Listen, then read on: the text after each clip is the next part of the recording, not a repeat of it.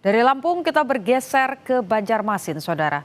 Tiga pria di Banjarmasin, Kalimantan Selatan mengeroyok seorang pria lain di dalam sebuah toko.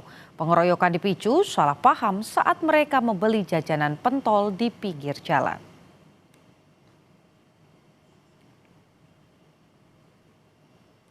Inilah rekaman CCTV saat korban berlari ke dalam sebuah toko dengan panik dan mengejutkan dua penjaga toko. Tak lama korban berusaha menahan pintu kaca toko untuk mencegah pengejarnya masuk namun gagal.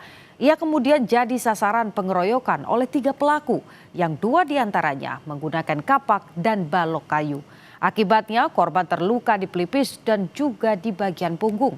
Pengeroyokan berawal dari salah paham dan cekcok saat korban tengah membeli pentol di pinggir jalan. Ketiga pelaku kini diburu polisi.